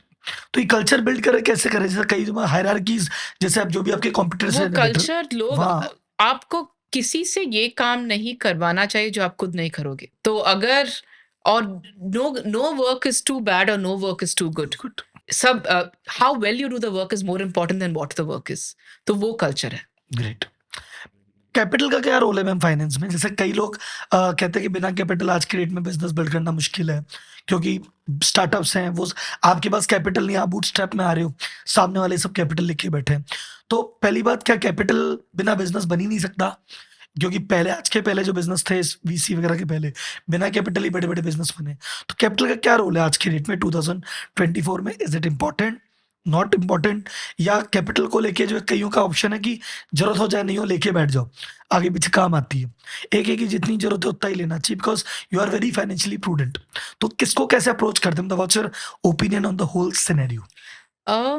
एक्चुअली मैं बहुत ही ऑनेस्ट चीज़ बोलूँ तो एक्चुअली योगा बार जैसे ब्रांड को यू हैव बिना कैपिटल लेके 20 इयर्स अगर हमने बिल्ड किया होता तो हम एम्पायर बिल्ड करते क्योंकि हम सही कैटेगरी पे थे, सही ब्रांड नेम था और वो बोलते हैं ना जो हॉकी स्टिक होता है हाँ, कई हाँ, हाँ। कैटेगरी में, वो हुआ था योगा बार के साथ। तो अगर मुझे वापस देखना है तो मैं बोलूँगी कि इस तरह के बिज़नेस को बहुत ही शांत से 20-30 इयर्स तक करना चाहिए। और वो अपॉर्चुनिटीज़ रहेगी मार्केट में। But the only flip side is अगर आप कॉम्पिटिटिव बिज़नेस में हैं और किसी लार्ज वीसी फंड ने आपके कॉम्पिटिटर को फंड कर दिया, तो वो आपको ब्लीड करेंगे। हुँ, वो बिज़नेस बनाए नहीं बनाए, आपके आपको नहीं बिज़नेस रहने को देंगे। बहुत परेशान करेंगे। तो उसको कैसे मैनेज करना है, वो आपको देखना पड़ेगा। हमारे साथ भी ऐसा हुआ था कि वो कोई मी टू ब्रांड्स बनाते हैं, कोई लार्ज कंपनी को ऐसा लगता है कि हमने योगा बार को फंड योगा बार ने हमसे फंड नहीं उठाया, हम दूसरे ब्रांड को फंड कर देंगे और वो इतना पैसा डालेंगे एडवर्टाइज़िंग में, अपने खुद के कीवर्ड को डिफेंड करने के लिए आपको इतना पैसा हुँ, खर्च हुँ, हुँ। करना पड़ेगा। उस समय में कैपिटल होना बहुत ज़रूरत है, क्योंकि जो मन में रहता है उसको ही कंज़्यूमर हम हमारा डिस्ट्रीब्यूशन इतना नहीं है कि हम 1 लाख स्टोर में हैं। हुँ, हुँ। तो माइंड शेयर ऑक्यूपाई करना ब्रांड के लिए बहुत ही इम्पोर्टेंट है। तो मतलब अगर आपका कोई आपको लगता है कि कोई सिग्निफिकेंट कंपटीशन नहीं है, जनरल कंपटीशन है, आप हुँ, चुपचाप बना सकते हैं, किसी की नज़र नहीं है, हाँ। तो बूटस्ट्रैप करके बना लो। हाँ, हाँ। लेकिन अगर आप बहुत ऐसी चुपचाप, ऐसी हॉट कैटेगरी में हैं, जहाँ पे बहुत सारे लोग हैं और तो अगर आपने ऑप्शन नहीं पैसा है। नहीं उठाया तो बाकी उठा लेंगे और वो लोगों का पर्पस खुद बिल्ड करना नहीं, आपको डिस्ट्रॉय करना है, तो आपको उनका कैपिटल पर्पस वो होनी नहीं चाहिए। होगा, लेकिन पैसा है तो उसको स्पेंड वो करके नहीं, वो पर्पस मोटा-मोटी ये होता है कि वीसी फंड क्या देता है कि 10 प्लेयर हो ना तुम, तो टॉप 5 में आओ। हाँ, 5 तो हाँ, 5 में हो तो 3 में आओ, 3 में हो तो 1 में आओ। हाँ, बदले एग्ज़ैक्टली, में क्या करना है बताओ? एग्ज़ैक्टली, उसको बाय करना है तो बाय कर लेंगे। उसकी एग्ज़ैक्टली। टीम तोड़नी है, टीम तोड़ लेंगे। हाँ, उसका क्या एग्ज़ैक्टली। चाहिए? उसका सीटीओ ले लेते हैं। उसका मार्केट उसका सेलिब्रिटी कौन है? उसकी सेलिब्रिटी अगर ऋषभ पंत है तो अपन विराट कोहली लेके आते हैं। तो हाँ, जब ये माइंडसेट होता है तो फिर आपको पैसा चाहिए। हाँ। तो then ma'am everything was going well and funding भी आपके पास थी, काम चल रहा था, आपका शायद वैल्यूएशन भी काफ़ी अच्छा हो गया था। Then why did you decided to sell first and at why this point? Because ऐसा भी हो सकता था चल बेचना भी है, 3 साल और बिल्ड कर लेते, शायद 500 नहीं 5000 में बिक जाता, या बेचते ही नहीं, फंडिंग है, करते रहते 3 साल 5 साल में भी आईपीओ बूम भी चल रहा है। तो व्हाई इसको आईपीओ तक क्यों नहीं लेके गए, या बेचना ही था तो थोड़ा और रुक के क्यों नहीं बेचा? मतलब व्हाई डिड यू थिंक कि राइट टाइम है, अभी बेच देना चाहिए? एक्चुअली वो आंसर बहुत ही क्लियरली किसी को मालूम नहीं पड़ता है। हमारा स्टोरी थोड़ा अलग है। बेसिकली हमें हमें ऐसा नहीं था कि हमें बेचना चाहिए बिज़नेस को, लेकिन बहुत सारे एमएनसी हमें अप्रोच करने लगे। पहले नेस्ले आए, उन्होंने बोला कि ब्रांड बेच दे। वो उस समय मन में ही हुँ, नहीं था। तो उसके बाद मेरा भी पर्सनल लाइफ़, मेरी छोटी बेटी है, मैं उसके साथ टाइम स्पेंड नहीं कर पा रही थी। तो तो ऐसा लगा कि शायद अगर एक बड़े कंपनी को बेच दे, क्योंकि जीटी बहुत ही मुश्किल है, वो डिस्ट्रीब्यूशन बिल्ड करना, उसमें 100-200 करोड़ लगता है, ठीक से हुँ, डिस्ट्रीब्यूशन बिल्ड करना। तो हमें लार्ज कंपनी को अगर हम दे देंगे, तो एटलीस्ट मेरी बेटी की बेटी तो योगा बार खाएगी। हाँ, वो रिस्क नहीं होगा कि इतने प्यार से 10 साल बिल्ड किया, वो पैसे ना होने के कारण वो बिज़नेस ही उठ जाए। हुँ, तो वो सब मन में आने लगा और इतने सारे कंपनी ने पूछ लिया तो हमने देखा कि ठीक है, आईपीओ का स्टोरी पर्सनल ग्लोरी है। हुँ, अभी भी लगता है, आई मीन अगले साल तो बहुत ही बुरा लगेगा क्योंकि हाँ, हमने भी बिल्ड किया इतने प्यार और मेहनत से, हुँ, और हुँ, हुँ। ये आईपीओ बिज़नेस था क्योंकि उसमें रिपीट रेशियो वो जो सारी मैट्रिक्स आईपीओ में माँगी जाती है वो थी। हाँ, वो थी। आई मीन लॉस मेकिंग थे, लेकिन वो फिगर आउट हो जाता था क्योंकि वो फूड कैटेगरीज़ जब बढ़ती, हाँ, जीटी जब बढ़ता, मार्केट कॉस्टिंग डाउन शेयर जब होती। है ना कैटेगरी में और वो कैटेगरी बढ़ता है ना, तो मार्केट शेयर आपको ही मिलता है। हमने देखा है कि म्यूस्ली में हम अब सेकंड आ गए हैं, बाज़ में हम फर्स्ट, ओट्स में थर्ड। तो वो हम जान गए कि सब कैटेगरी को अटैक करके मार्केट शेयर बिल्ड करना है। तो बुरा तो लगेगा ही अगले साल, लेकिन जब जब एमएनसी पूछ रहे थे तो लगा कि ठीक है, कुछ तो पर्सनल और प्रोफेशनल लाइफ हमने तो बहुत स्ट्रगल किया बिल्ड करने में और अ, मुझे लगा थी कि कोई लेगेसी क्रिएट अ, ये ज़रूर लगता है कि आईटीसी के डिस्ट्रीब्यूशन के साथ ब्रांड और भी बड़ा बनेगा। भाई वो अपना अपना बेबी है, खुश है, पहली हाँ, बात है हाँ, हाँ। कि अपना वो बच्चा खुश है, बढ़ गया, लेकिन अपन ने बनाया था, आज हाँ, इतना बड़ा है। हाँ, वो एट्रिब्यूट नहीं होगा, वो ईगो हाँ, तो नहीं मसाज होगा कि बट वो ठीक है, एटलीस्ट ब्रांड के लिए वो ठीक है। बट वो एक और ऐसा ना, इसको थ्योरी तो किसी ने बताई थी, वही क्वेश्चन पूछा था कि चलो हमारा बच्चा है, हमारे साथ नहीं रहता है, लेकिन हमने उसको फॉरेन भेज दिया, वो हुँ, बहुत बड़ी कंपनी का सीईओ है। तो हुँ, जब अखबार में फोटो आती है, हम देख के खुश होते हैं कि चलो हमारा बेटा अच्छा कर रहा है। हाँ, हमारे पास रहता तो इतना बड़ा नहीं बन पाता। हाँ। तो चलो ठीक है, दूर क्योंकि है लेकिन डिस्ट्रीब्यूशन का बढ़िया है। कठिनाई तो सच ही है। हाँ। वो जीटी बिल्ड करना छोटे कंपनी के लिए भी बहुत इतना साइकिल में चलाता है, कैश कलेक्ट करना, वो स्टॉक रिटर्न आना तो बहुत ही मुश्किल है। And then why ITC, why not? Because Nestle ने अप्रोच किया, बहुत सारे और बड़े ब्रांड ने अप्रोच किया। तो देन व्हाई यू, जब आपने ज़ीरो डाउन किया कि इसके साथ जाएँगे, any 2-3 specific reason? Reasons, 1 commercial terms तो सबको एग्री करना चाहिए हुँ, और वहाँ इन्वेस्टर्स भी होते हैं कि कौन-सा कमर्शियल टर्म्स सबके लिए सेंस बनता है। दूसरा यही कि वो बहुत ही रिलेशनशिप फ़ोकस्ड लोग हैं। सबको देख के हमें ऐसा ही लगा कि आईटीसी उन्होंने तो अपना इन एफएमसीजी बिज़नेस लास्ट 20 इयर्स में हुँ, खड़ा किया, तो वो थोड़ा स्टार्टअप कल्चर हसल वाला हुँ। चीज़ होता है आईटीसी में। तो हमें लगा कि वो उनका ग्रो करने के लिए उनका बहुत पैशनेट हैं काफ़ी। पैशनेट है वो, क्योंकि उन्होंने बहुत सारा ब्रांड जस्ट लास्ट 20 इयर्स में बनाया है। तो आपको भई यहाँ पे देखभाल अच्छी हो जाएगी, राइट? हाँ, ऐसे कह सकते हैं अपन। हाँ। ओके। तो मैम प्रोसेस कैसे वर्क करता है? जैसे फॉर एग्ज़ाम्पल ब्रांड आपको अप्रोच करता है, आप ब्रांड को अप्रोच करते हैं। फर्स्ट मीटिंग से लेके चेक आने तक, क्या प्रोसेस रहता है ओवरऑल? वो प्रोसेस में जान निकल जाती है। उसका बहुत ही प्रोसेस होता है, लाइक पहले उनका फूड्स टीम जो ब्रांड टीम होता है वो असेस करेंगे कि ये ब्रांड एक्चुअली अच्छा ब्रांड है कि नहीं। तो वो अपने डिस्ट्रीब्यूटर्स के साथ बात करेंगे, वो डी मार्ट और रिलायंस के साथ बात करेंगे कि ये ब्रांड अच्छी तरह से बिकता है, तो वो सब कमर्शियल डिलीजेंस पहले होता है। फिर फाइनेंशियल डिलीजेंस आता है, तो फाइनेंशियल डिलीजेंस में एक-एक नंबर में आपको एक्सप्लेन करना पड़ता है कि उनका आईएफआरएस अकाउंटिंग होता है, आपका इंडियन गैप होता है, को गैप क्या है, उस गैप में क्या एडजस्टमेंट्स आते हैं, वो सब होता है। क्योंकि बड़े कंपनी में जितना कैश कलेक्ट होता है, वही रेवेन्यू है। लेकिन छोटे कंपनी में थोड़ा-सा मार्केटिंग नेट और ग्रॉस में थोड़ा-सा फ़र्क हाँ, होता है हाँ। इंडियन गैप और आईएफआरएस में। और उसके बाद प्रोमोज़ इंडियन गैप में आप रेवेन्यू में दिखा सकते हो, लेकिन आईएफआरएस में उसको नीचे ही दिखाना पड़ता है। तो वो थोड़ा-सा डिफरेंस थोड़ा टाइम लगता है। उसके बाद आता है लीगल डिलिजेंस। तो लीगल डिलिजेंस में एक-एक पेपर, एक-एक शेयर सर्टिफिकेट, एक-एक नोटिस, एक-एक रजिस्ट्रेशन, एक-एक ट्रेडमार्क सबका होता है। तो वो लगता है वो प्रोसेस खत्म करने में 7 मंथ्स लगता है, 7 टू 8 मंथ्स। मतलब आपकी जब पहली बार बात हुई थी तब से लेके जब hmm. Money in the bank hit आता है, तो मनी इन द इतना टाइम बैंक नहीं, जब तक उनका अप्रूवल स्टॉक आता है। एक्सचेंज अप्रूवल होता है, उसके लिए 7 मंथ्स, उसके बाद 3 और महीने लगते हैं। ठीक है, तो मतलब बातचीत, अच्छा उस समय थोड़ा जैसे फॉर एग्जांपल मुझे पता है कि यार एक बिज़नेस है, मेरे को बिल्ड करना है। इन बिटवीन बात भी चल रही है कि जाना है। तो फ़ोकस थोड़ा-सा डाइवर्ट तो होता होगा कि यार अभी इसको बिल्ड करें कि बेचने पे नहीं, ध्यान दें नहीं, कि क्या करें? जब ये प्रोसेस हो रहा है तो बिज़नेस बहुत सफ़र होता है है। ना?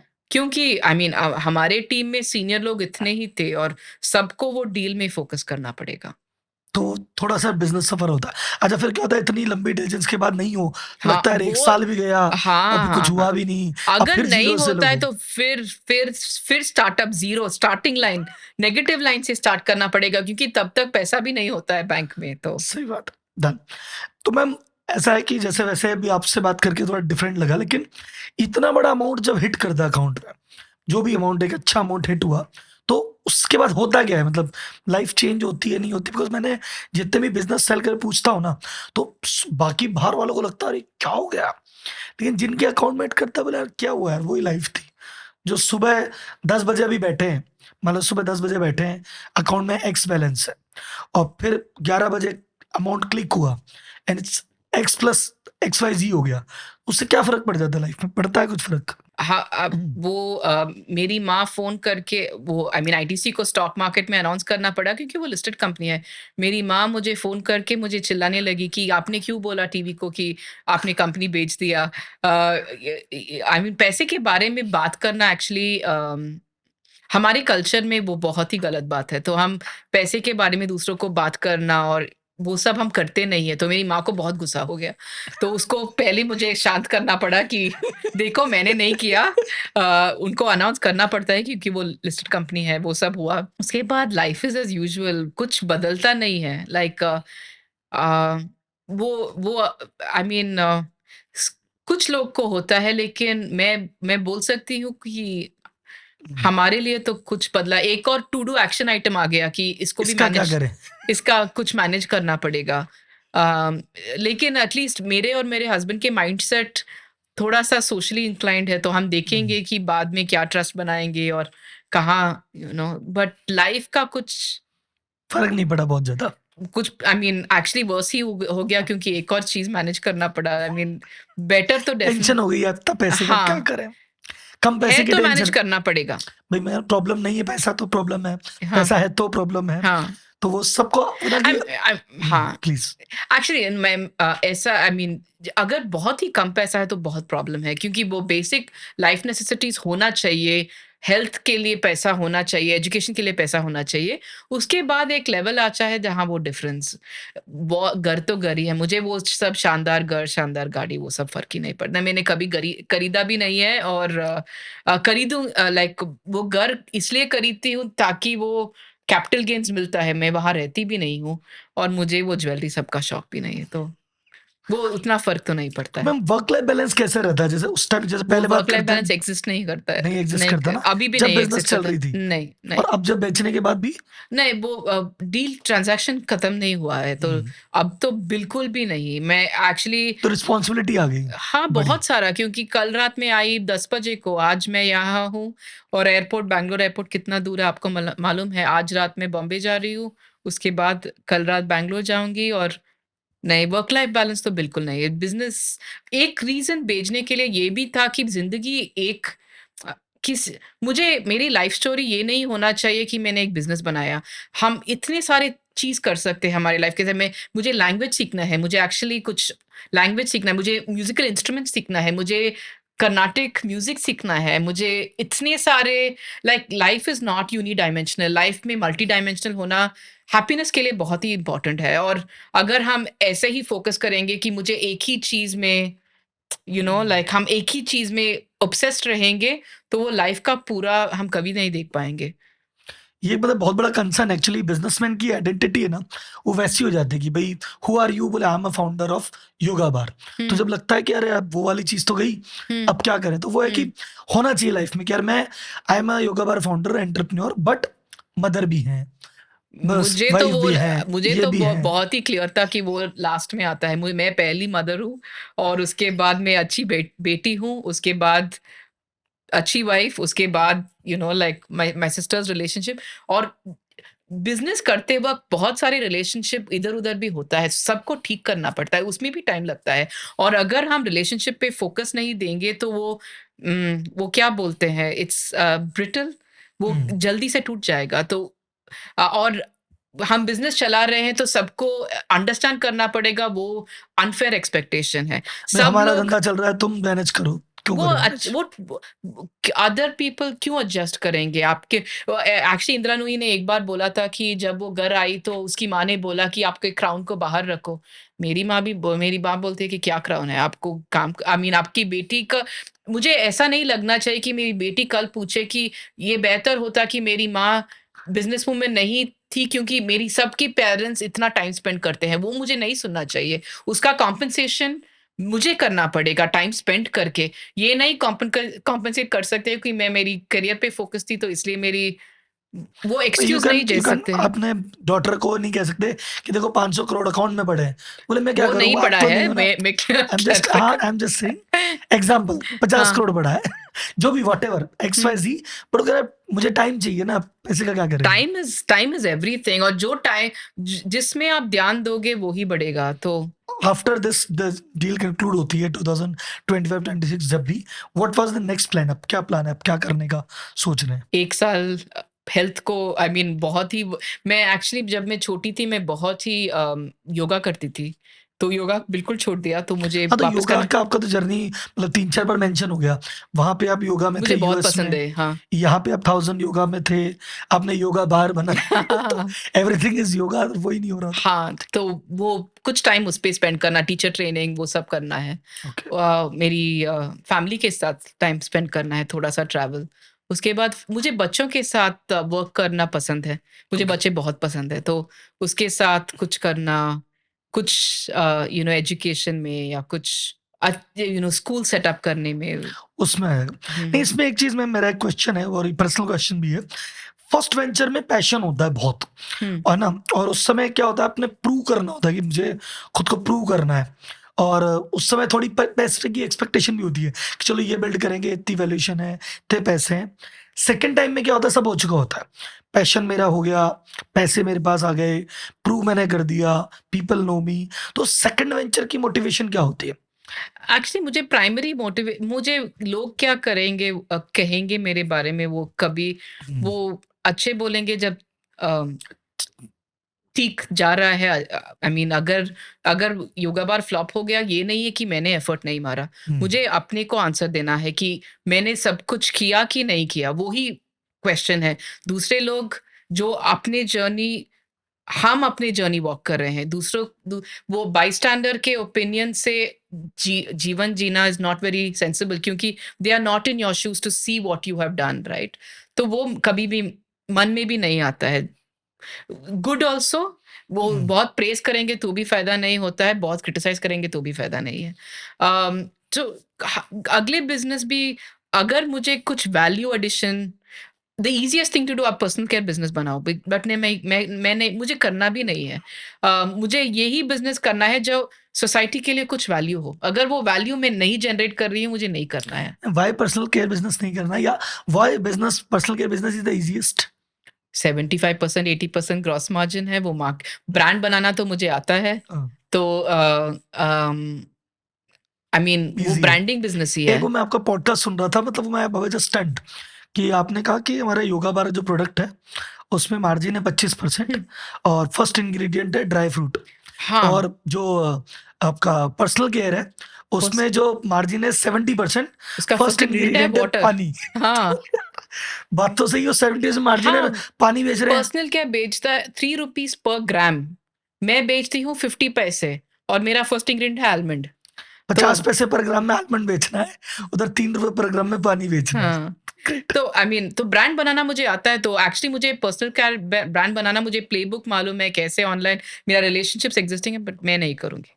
मतलब अच्छा, इससे एक क्वेश्चन बनता है, अभी आप जो पैसा इन्वेस्टिंग भी करते हैं आप थोड़ा बहुत, एंजल इन्वेस्टिंग वगैरह, तो आप फाउंडर्स में क्या देखते हैं कि भाई ये फाउंडर में 2-3 चीज़ होगी तो बढ़िया फाउंडर है, आई विल इन्वेस्ट?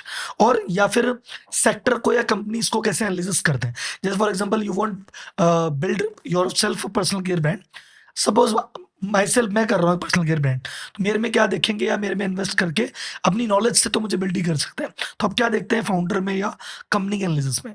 वो एथिक्स ज़्यादा होना चाहिए, डिसिप्लिन, एथिक्स, एफर्ट टू वो ही I will do the best job possible. Hmm, जो फाउंडर मुझे आके बोले कि मेरे बिज़नेस में ये सब गलतियाँ हैं और ये मैं ऐसे सॉल्व करूँगा, मुझे वो बहुत पसंद है।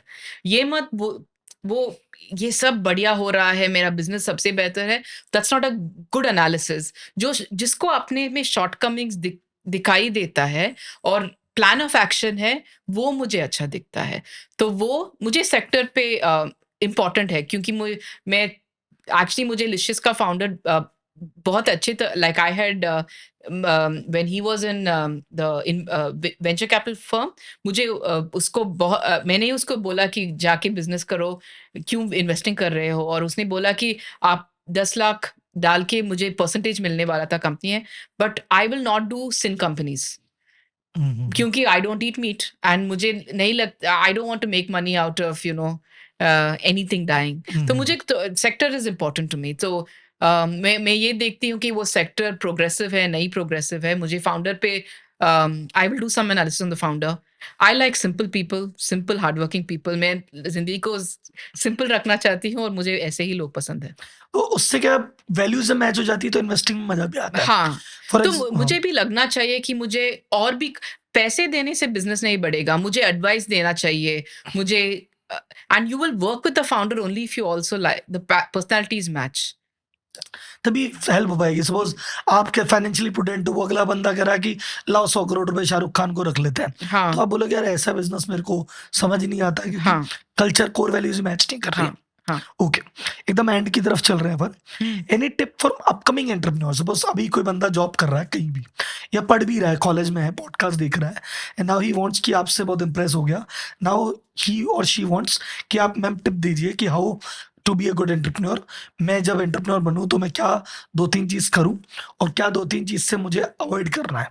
आई वुड से पहले रिस्क मत लो, साइड हसल करो, देखो कि वो कौन-सा प्रॉब्लम पॉइंट, पेन पॉइंट है बिज़नेस में, साइड हसल करने से कुछ तो मालूम पड़ता है और अपने एक्स्ट्रा टाइम सपोज़ आप पढ़ाई कर रहे हो या तो वीकेंड में एक्सप्लोर करो बट मेहनत लगाओ लाइक आफ्टर वर्क आवर्स बोलते हैं ना, तो साइड हसल करके शुरू करना, क्योंकि मैं भी कर रही थी। तो when I was running yoga bar in the first few years मैं फिनएडवांटेज भी कर रही थी और वो एक लार्ज अकाउंटिंग आउटसोर्सिंग कंपनी था। तो साइड हसल करने से रिस्क मिटिगेट होता है और कई लोगों के फैमिली सर्कमस्टेंसेस ऐसे नहीं होते हैं कि वो सब कुछ छोड़ के बहुत सारा रिस्क, तो रिस्क मैनेज करना इंपॉर्टेंट चीज होता है. सेकंड, एक्सपेक्टेशन कम रखो, एफर्ट ज्यादा रखो. ओके, तो वो प्रिपेयर माइंड को प्रिपेयर करके चलो कि वो ऐसे ही होने वाला है. कोई भी बिजनेस ऐसे स्ट्रेट लाइन में नहीं चलता है. तो वो अप्स एंड डाउन्स को ठीक से मैनेज करना, खुद को प्रिपेयर करो और अपने फैमिली सिस्टम और अपने जो भी सपोर्ट सिस्टम है उनका support low. Like because an entrepreneurship journey is a very lonely journey, and when you have the support of your family, that makes the journey a lot more bearable. So great. those are the three things I would say. और एक और चीज़ अभी जैसा आपने कहा तो मैं देख पा रहा हूँ, बहुत सारे ऐसे बिज़नेसेस हैं जहाँ पे हस्बैंड वाइफ ने किया, 2 दोस्तों ने किया, फादर सन वगैरह है, तो वो उसमें क्या स्ट्रगल वगैरह भी, वो फैमिली टाइम भी आपस में हो हाँ, जाता है कि हाँ, ठीक है यार, प्लस माइनस भी हुआ, साथ में झेल लिया हाँ, और फैमिली चल जाती है आराम से। हाँ, जैसे भी आपने सिस्टर्स थी 2 साथ में, हाँ. तो पर्सनल भी था, मदर भी हेल्प कर रही थी, तो it helps a Hmm. Lot. तो मैम अभी अपन आते हैं एकदम फाइनल रैपिड फायर राउंड पे, Rapid one fire. Word answers पे, ठीक है? तो ज़्यादा नहीं, 10-12 क्वेश्चन है पर one word answer. Okay. So which businessman you like in India and no startup, startup से नाम नहीं लेना, जो सेटल्ड बिजनेस है, जो पुराने Tatas. Business, Tatas. Tatas, all the business, okay. And which startup idea और प्रोडक्ट यू लाइक, या तो प्रोडक्ट आप बता सकते हैं कि यार ये प्रोडक्ट बहुत अच्छा लगता है, या startup founder, any startup founder in India. Zerodha. ज़रूर, Kamat brothers. Hmm. Your favourite shark if you watch the shark tank India, उन 12 में से बताना है। Piyush. Piyush, let's start. 3 favourite movies, मैंने भी देखा, बहुत मूवीज देखते हैं, स्पेशली डॉक्यूमेंट्रीज, एंड ये चीज अपने और मेरे में बहुत कॉमन है, मतलब मैं हर तरह की मूवीज देखता हूँ बट डॉक्यूमेंट्रीज में मैंने खूब देखी है। तो what are the 3 favourite movies, feature movie, documentary, Hindi, English, anything you recommend? मैं टर्किश मूवीज बहुत ज्यादा ओके, देखती हूँ. ठीक है, एक था कैपिटोल, ओके, एक छोटे बच्चे के बारे में, तो मुझे बहुत पसंद आया, जो अपने माँ बाप पे केस डाला. तो okay, it's a very beautiful movie, very very beautiful movie. इतने ज्यादा कैपिटल था. एक मूवी था the cherry tree. Okay, it was about a man who committed suicide. Okay, बहुत ही deep concept, beautiful beautiful beautiful. अगर मेरी जिंदगी में कभी मैं डिप्रेस्ड हूँ तो उस मूवी के बारे में सोच के मैं लाइफ चेंज करूंगी, ऐसे ऐसे वाले मूवी. डेफिनेटली, मुझे धनुष काफ़ी पसंद है. ओके, उनको नेशनल अवार्ड मिला था एक मूवी को, उसका आडू कलम, जो जिसमें वो फ़ोटोग्राफ़र थे, तो वो मूवी भी मुझे बहुत पसंद है. आई डेफिनेटली वॉच, अगर हिंदी इंग्लिश में कहीं भी अवेलेबल हो जाएगी। मैं नेटफ्लिक्स रीजनल में नहीं देख हाँ, पाऊंगा, नेटफ्लिक्स में. Definitely. Net 3 favorite books you would recommend to other people or entrepreneur or anyone, any topic? Any topic, to kill a mockingbird, Okay. Fountainhead, and Okay. Rand, crime and punishment by Dostoevsky. Next big industry for startup, या जो भी बंदा business करने वाला है इस sector में उसको काम करना चाहिए आपके अकॉर्डिंग? अब तो AI AI. AI your preferred investment, where do you invest yourself?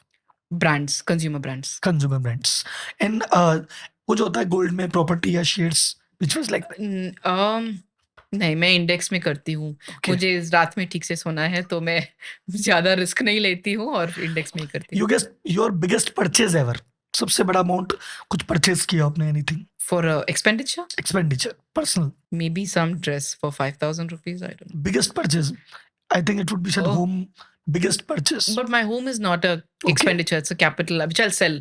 okay, So I bought it because of the capital gains and I'll sell it. okay. But I have a basic car, so maybe 5 lakhs on the car. That's That's it, yeah. favorite food. Yeah. I like guacamole, yeah, Okay. avocado, yeah. Okay.